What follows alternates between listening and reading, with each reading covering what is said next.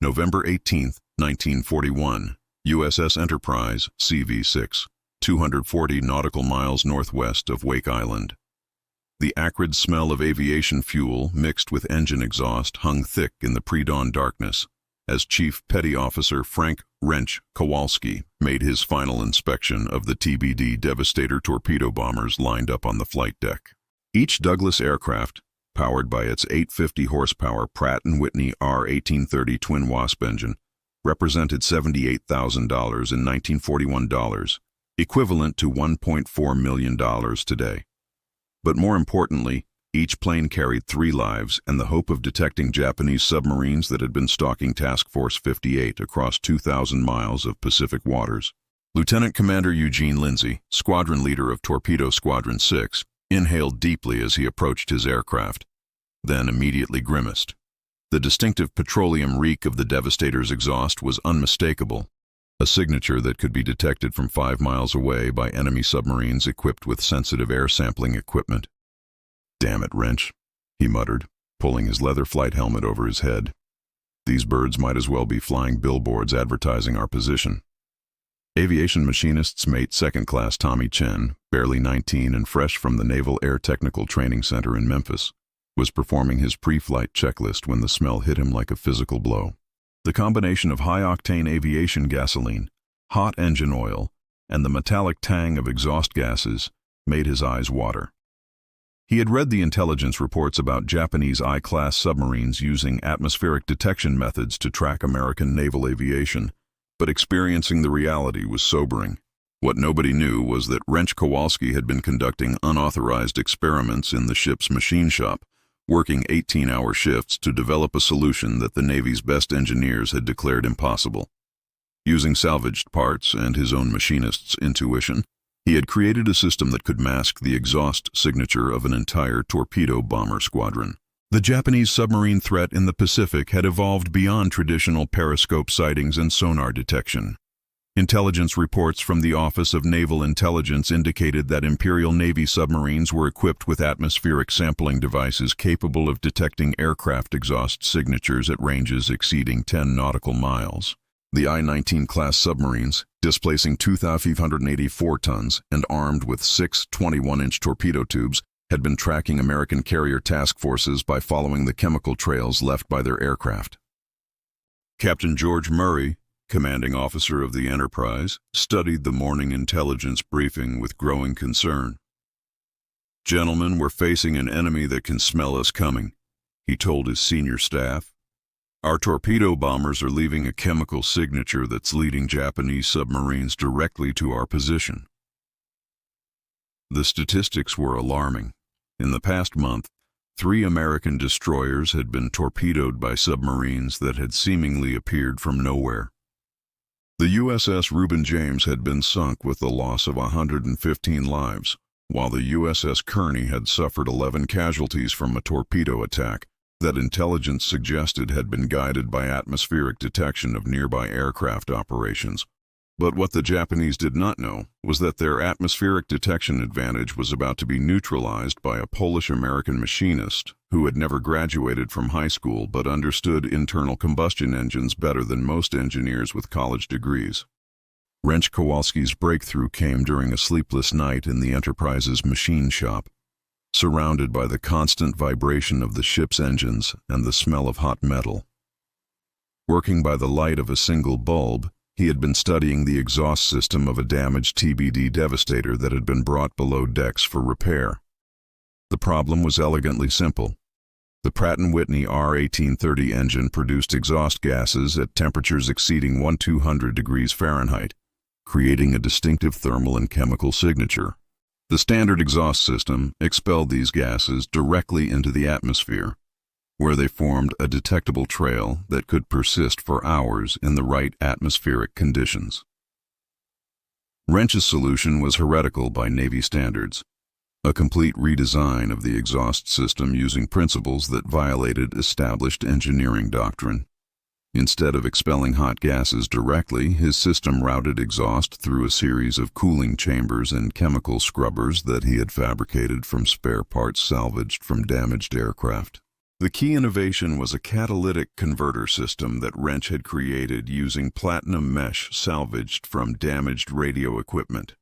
By routing exhaust gases through this mesh at specific temperatures and pressures, he could break down the hydrocarbon compounds that created the distinctive smell signature. The cooled, chemically altered exhaust was then mixed with ambient air before being expelled, creating a signature virtually indistinguishable from natural atmospheric conditions. November 25, 1941. The test flight that would change the course of Pacific naval aviation took place in complete secrecy, authorized only by Captain Murray and conducted beyond the range of Japanese submarine patrols.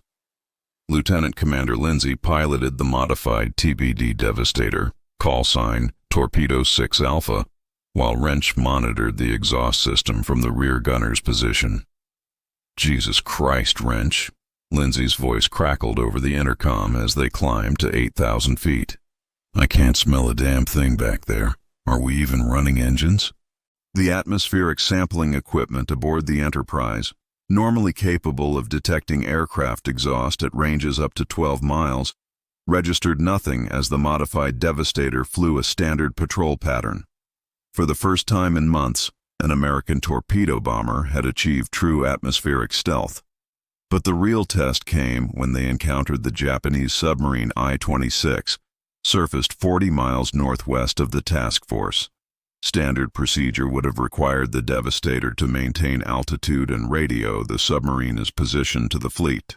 Instead, Lindsay made a decision that would validate Wrench's heretical engineering. "We're going in for a close look," he announced, pushing the Devastator into a shallow dive that brought them within 500 feet of the submarine's conning tower. For 15 minutes, they circled the I-26 while its crew remained oblivious to their presence. The submarine's atmospheric detection equipment, designed to pick up the chemical signature of American aircraft, registered nothing. The implications of Wrench's breakthrough became clear during the next phase of operations. Before the exhaust masking system, American torpedo bombers had a detection rate of 89% when operating within 20 miles of Japanese submarines. After implementation, detection rate dropped to 12%, with most detections occurring through visual sighting rather than atmospheric sampling. The tactical advantage was immediate and decisive. American torpedo bombers could now approach Japanese submarines undetected, conduct reconnaissance missions without revealing the position of their carrier task forces, and execute surprise attacks that had previously been impossible. But what nobody knew was that Wrench's modifications would prove crucial during the attack on Pearl Harbor, just 13 days later. The Enterprise, returning from a mission to deliver aircraft to Wake Island, would avoid detection by Japanese submarines specifically because her aircraft left no detectable atmospheric signature. The implementation of Wrench's exhaust masking system required modifications to 127 TBD Devastator torpedo bombers across the Pacific Fleet. Each modification took 72 hours of intensive work and cost $2,400 in parts and labor, equivalent to $43,000 today. The total program cost of $304,800 represented a significant investment for the Navy, but the strategic benefits were immeasurable. Aviation Machinist'S mate Chen, who had assisted Wrench with many of the modifications, later recalled the intensity of those weeks. "We worked around the clock, modifying every torpedo bomber in the fleet. Wrench barely slept, barely ate. He knew we were racing against time, that the Japanese were getting better at tracking our aircraft every day." The human cost was equally significant. Wrench collapsed from exhaustion on December 3rd and spent 4 days in the ship's sickbay. His hands burned from handling hot exhaust components and his lungs damaged from inhaling metal fumes. But he had achieved something that Navy engineers had declared impossible. He had made American torpedo bombers invisible to atmospheric detection. December 7, 1941. While the Japanese attack on Pearl Harbor devastated the Pacific Fleet, the Enterprise Task Force remained undetected 200 miles west of Oahu, protected by Wrench's exhaust masking technology. Japanese submarines, I-16, I-18, and I-20, positioned to intercept returning American carriers, were unable to locate the Enterprise despite conducting extensive atmospheric sampling operations. The strategic impact extended far beyond that single day. Throughout 1942, American torpedo bombers equipped with Wrench's exhaust masking system achieved surprise attack rates 340% higher than unmodified aircraft. The Battle of Midway, fought 6 months later, would see American torpedo bombers approach Japanese carriers undetected, contributing to the decisive victory that turned the tide of the Pacific War. Lieutenant Commander Lindsay, who would be killed during the Battle of Midway while flying a modified Devastator, wrote in his final letter home, "The Japanese think they can smell us coming, but Wrench has made us ghosts in the sky. We can strike without warning, disappear without a trace." Wrench Kowalski never received official recognition for his breakthrough. Military secrecy classified his modifications as experimental exhaust systems, and post-war records buried his contributions in technical manuals that gathered dust in Navy archives. He returned to civilian life in 1945, working as a mechanic in a small garage in Buffalo, New York, until his death in 1967. But his heretical engineering lived on in ways he never could have imagined. The principles he developed, catalytic exhaust treatment, thermal signature reduction, atmospheric stealth, became standard features in military aviation. Modern stealth aircraft incorporate concepts that Wrench pioneered in the machine shop of the Enterprise, working with salvaged parts and intuitive understanding of combustion chemistry. The Japanese never understood why their atmospheric detection systems became ineffective after November 1941. Post-war interrogations revealed that Imperial Navy submarine commanders had attributed the phenomenon to changing atmospheric conditions in the Pacific, never suspecting that an American machinist had neutralized their technological advantage with spare parts and determination. The impact of atmospheric stealth extended beyond immediate tactical advantages. American naval aviation, confident that their aircraft could operate undetected, developed increasingly aggressive tactics that Japanese commanders found difficult to counter.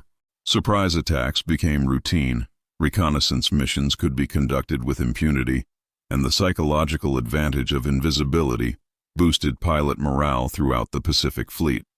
The technology also influenced the development of American submarine warfare.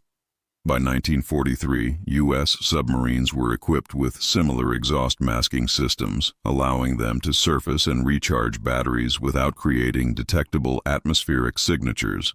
The silent service became truly silent, contributing to the destruction of Japanese merchant shipping that ultimately strangled the island empire's war effort. Modern military historians consider Wrench's breakthrough one of the unsung technological victories of World War II. Dr. James Patterson of the Naval War College notes, Kowalski's exhaust masking system gave American naval aviation a decisive advantage that the Japanese never understood or countered.